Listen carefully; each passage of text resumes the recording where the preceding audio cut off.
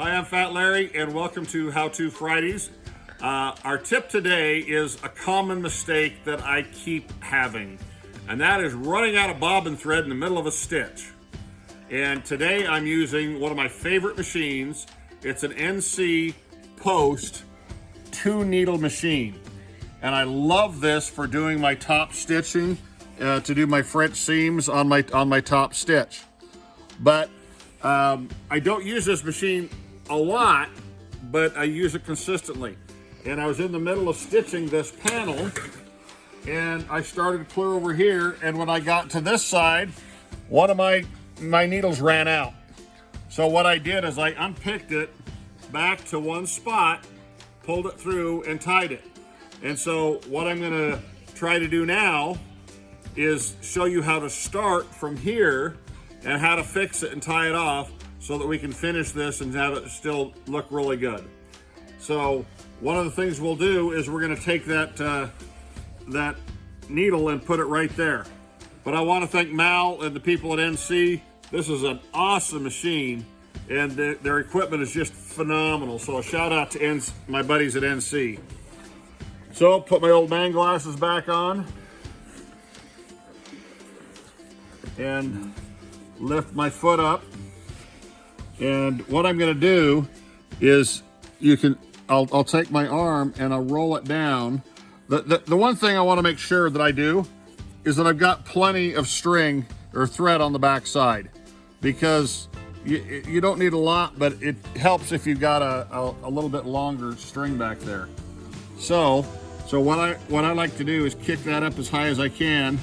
And if you look right under there, you can see where the needles are and where they're gonna go through. And so I wanna line that right up so that when I push those through, I'll be right where I left off on that. Okay, and now that they're starting to go through, I can drop my foot and go ahead and sew the rest of this. Now, one of the things I do when I use this machine is I want this seam here to spread so it's sewing through both sides. So I just put my finger up under there and put it right in the middle. And that way, when I'm sewing, I can just feed that right down that follower foot. I love that follower foot. And it just makes it so much easier to use this. And as you can see, when you look at the other side of this, you can't even tell where it started and where it stopped, except for this string is hanging out here. And in just a minute, we'll show you how to pull that through. So we're gonna go ahead and finish up this stitch.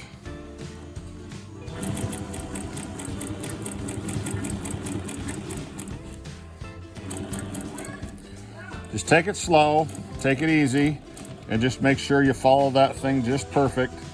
There's a couple of bends and winds in this thing as I go over, so I just take it slow, make sure I stay right in that groove.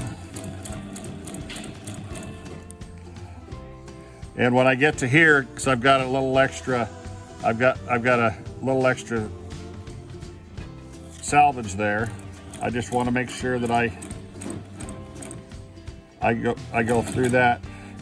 The cool thing about this machine is if you have a place that's a lot thicker, you're doing it consistently, this little knob up here on top will raise that foot up and down so you can go through the thicker material. When I got it, I wasn't even sure what it was for, and thanks to Mal Mayer at NC, he explained that it actually lifts the foot up higher, so if you have thicker material or you're using a thicker foam or something, you can raise that up so it's easier to go through that stuff. So just take your time and get right to the end there. And right to the end here, notice we got it rolled and doubled, so we got a little extra room right there. And once I get right to the edge, I'm gonna reverse it and give just a little extra. I like a little extra on these big seams. So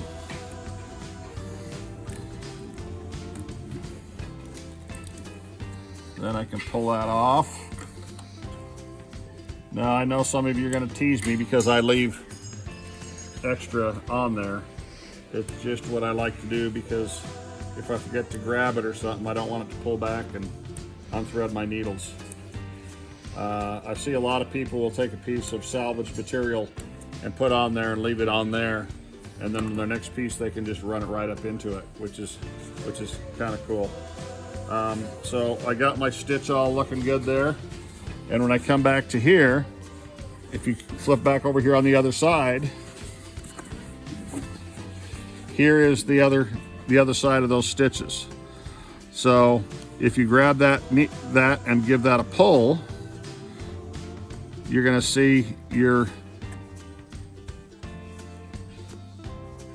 stitch come up right there. You see that? So that is your thread from the other side. And all you do is just give that a pull, and now you have both of the threads on the same side of the material. Now, there's a couple of things I'll do to this.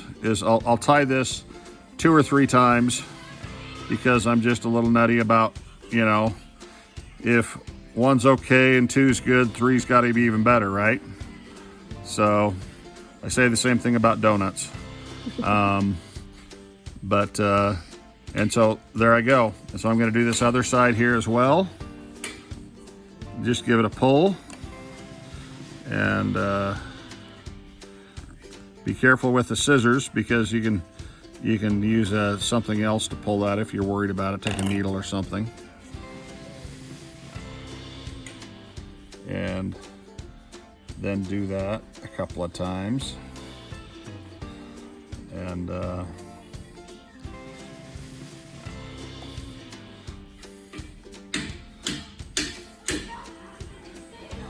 now, I typically will cut these off close, but I'm going to leave it just a little bit extra, because the one more thing I want to do, since this is kind of in a key location on this seat, and I've got it tied off on both ends right here, and I want to make sure those stay tight.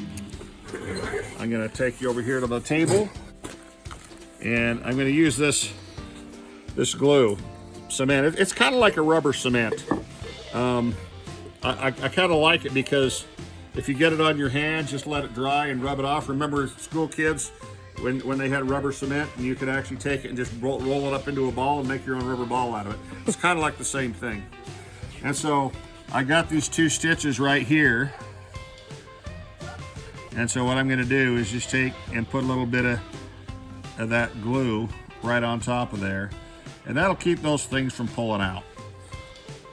And it works really good. I've seen a few guys online using this particular glue, and that's how I found it. And you can find that at a number of places online. But then just let that dry, and you're all done. And that's how you fix that stitch. And look, and if you look at that, you can't even tell that I ran out of a thread or stopped or anything else. The other thing I did is one side ran out before the other, and I was down about 6-8 inches before I realized it, and so I picked it back to the same point, so I wouldn't have to try and do one side and then the other, and so it works really good, and it's an easy way to do it. I hope this helps. So click like and subscribe, share us, tell us what you like, tell us if you got any other ideas you want us to show. I'm always looking for some cool ideas and some cool things to share. So thanks for following us, and thanks for your support. This is Fat Larry's Custom saying have a great weekend.